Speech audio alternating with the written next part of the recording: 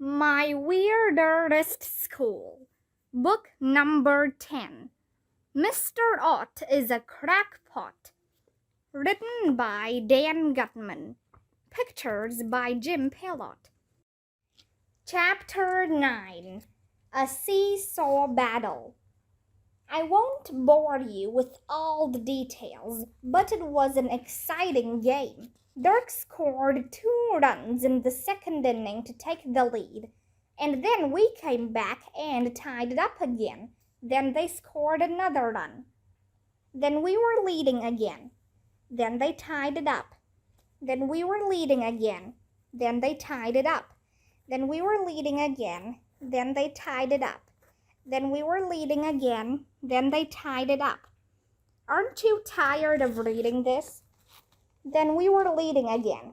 Then they were leading again. Then we were leading again. Then they were leading again. I know I am. Then we were leading again. Then they were leading again. Then we were leading again. Then they were leading again. It's got to end at some point. Then we were leading again. Then they were leading again. Then we were leading again. Then they tied it up. This is quite a seesaw battle, said Mr. Ott. What? We weren't fighting on seesaws. That would be weird. Mr. Ott is a crackpot.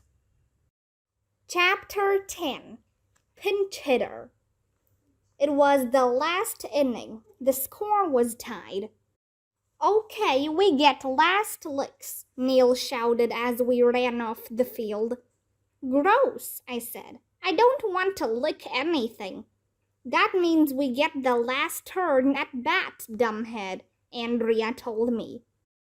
I was going to say something mean to Andrea, but Mr. Ott gathered the team around him so he could say more sports cliches. Okay, kids, Mr. Ott said. Wait for your pitch. Put the bat on the ball. Make contact. Take it 1 run at a time. This is for all the marbles. Huh? Marbles? I had no idea what he was talking about.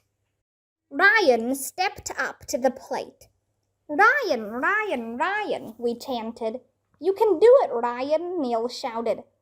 But Ryan couldn't do it. He grounded out to shortstop. 1 out. The dork started chanting again. You might be good at soccer. You might be good at track. But when it comes to softball, you better watch your back. Michael stepped up to the plate. Michael, Michael, Michael. Michael struck out. Now there were 2 outs. It was Andrea's turn at bat. Andrea, Andrea, Andrea. Get a hit, Andrea, shouted Emily. It ain't over till it's over, shouted Mr. Ott. That's when the weirdest thing in the history of the world happened. A lady climbed over the fence and ran onto the field. Oh no, groaned Mr. Ott. Who's that? I asked him. Some obsessed fan? No, he replied. It's my wife, Wilma. What? Mrs. Ott ran all the way across the field until she reached our bench. Willie Ott, she screamed. How did you know I was here, Wilma? He asked. I was watching you with binoculars all week, said Mrs. Ott. I thought you were running around carousing. I didn't know what carousing meant, but it sounded pretty bad. No, he told Wilma, I've been running around with these kids. Willie Ott, you go sit down on that bench, she ordered. Mr. Ott sat on the bench. From now on, I'm coaching this team, said Mrs. Ott. Get up there, girl, and get a hit. Andrea stepped up to the plate. Morgan Brocklebank went into her wind-up and let the pitch fly. Andrea swung. And she connected. The ball took off like a bullet down the third base line. The third baseman dove, but the ball skipped past him. Andrea raced for first. By the time the Dirk players got the ball, she was standing on second base. We were yelling and screaming our heads off. "Okay, who's up?" asked Mrs. Ott. "I am," said Mr. Cooper, getting off the bench. "Not any more," said Mrs. Ott. "Sit down." Mr. Cooper sat down. Mayor Hubble walked over to our bench. "What's the problem?" he asked. "There's no problem," said Mrs. Ott. "I'm bringing in a pinch hitter." "Who?" asked Mayor Hubble. "My husband," she replied. "Willie Ott." "What?" Mrs. Ott picked up a bat and handed it to Mr. Ott. "Get up there and hit," she ordered. But Wilma," we all giggled because Mr. Ott said but, which sounds just like but, even though there's only one T. "I can't hit," Mr. Ott said. "I'm an old man." Wilma put her hand on Mr. Ott's shoulder. "Willie," she said, "you never forgave yourself for what happened in that World Series game so many years ago. This is your chance to make up for it. You're never too old. Your whole life has been leading to this moment." Mr. Ott sighed. "If you say so, dear," he said, taking the bat. So there we were. It was the bottom of the ninth. Score tied, 2 outs. It was all up to Mr. Ott. "Ott, Ott, Ott," we chanted. "Drive me in, Mr. Ott," Andrea shouted from second base. On the pitcher's mound, Morgan Brocklebank looked mad. I thought she might try to hit Mr. Ott in the head. "He's a choker," a Dirk parent shouted. "He choked in the World Series, and he'll choke now. Duck, duck, duck." The Dirk parent started chanting, "Duck." That was mean. Mr. Ott looked angry as he stepped into the batter's box. "Just ignore them, sweetie," shouted Mrs. Ott. "You can do it." "Sweetie, sweetie, sweetie," the Dirk kids chanted. Morgan Brocklebank went into her wind-up and threw her first pitch. Mr. Ott didn't duck. He just watched the ball go by. Mayor Hubble called strike 1. Morgan went into her wind-up and threw her second pitch. Mr. Ott watched it go by. Mayor Hubble called ball 1. Morgan threw her third pitch. Mr. Ott watched it go by. Mayor Hubble called ball 2. It didn't look like Mr. Ott wanted to swing. Morgan threw another pitch. Mr. Ott watched it go by. "Strike 2, shouted Mayor Hubble. "The count is 2 balls and 2 strikes. Morgan threw again, and Mr. Ott watched it go by. Ball 3.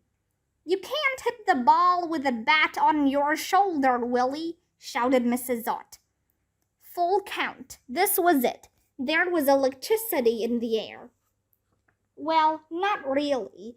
If there was electricity in the air, we would have been electrocuted.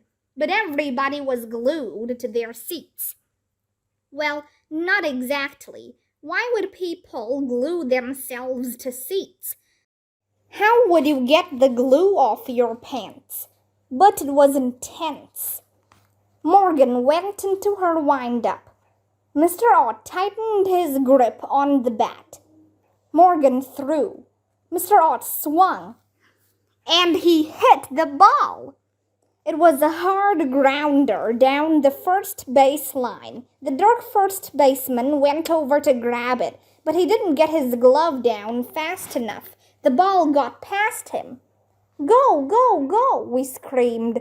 Andrea took off from second base. The Dirk right fielder picked up the ball. Andrea was rounding third base. The right fielder threw the ball home. "Go, Andrea, go," we all screamed. Andrea was about 10 feet from home plate. So was the ball. It was going to be close. "Slide, Andrea, slide." Andrea slid home, kicking up a cloud of dust. The Dirk catcher caught the ball on one hop and tagged Andrea on her leg at the same time her foot touched home plate. It was the most exciting moment in the history of the world. "Safe!" we screamed. Out! The dark kids screamed. Of course, it was up to Mayor Hubble to decide if Andrea was safe or out. Hey, somebody shouted, where's the umpire? Mayor Hubble was gone. Chapter 11. The Big Surprise Ending. We looked around for Mayor Hubble. Nobody knew if Andrea was safe or out because there was no umpire behind home plate. Where's Mayor Hubble? Everybody was asking. Where did he go? We were all yelling and screaming and hooting and hollering and freaking out. Maybe he went to the bathroom, I suggested. But Mayor Hubble wasn't in the bathroom. He wasn't in the bleachers either, and he wasn't at the snack bar. Look, Morgan Brocklebank shouted. She was pointing toward the parking lot. We all looked. Mayor Hubble was getting into his limousine, and he had the Freckle Fund box under his arm. Mayor Hubble is stealing our money, shouted Morgan. Get him, everyone shouted.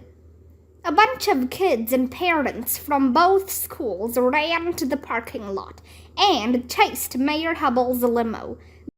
The wheels kicked up dirt and gravel as the limo peeled away. I saw it with my own eyes. Well, it would be pretty hard to see it with somebody else's eyes. I didn't bother chasing after Mayor Hubble. Neither did Andrea. What's the use? Mayor Hubble always steals stuff, and he always seems to get away with it. Andrea and I sat down on the bench. Well, it was a good game anyway, I said. Hey, look, Andrea said, pointing to first base. I looked, and you'll never believe who was standing out there. It was Mr. Ott and Mrs. Ott, and you'll never believe what they were doing. They were kissing. Isn't that romantic, Arlo? Asked Andrea. Well, that's pretty much what happened. We didn't win the game, but we didn't lose it either. At least we won't have to clean a toilet bowl at Dirk School with a toothbrush. The best part was that Mr. Ott got a big hit with the pressure on. He looked really happy. Maybe Mayor Hubble will get caught and wind up in jail again. Maybe we'll get through page 23 in our math books. Maybe Mr. Ott will teach us how to spit. Maybe Mr. Klutz will stop walking into doors. Maybe grown-ups will get their ears checked and stop saying they can't hear us all the time. Maybe we can eat brunch, linner, lupper, lunner, brinner, lunfast, dunch, or dinch. Maybe they'll find a cure for freckles. But it won't be easy.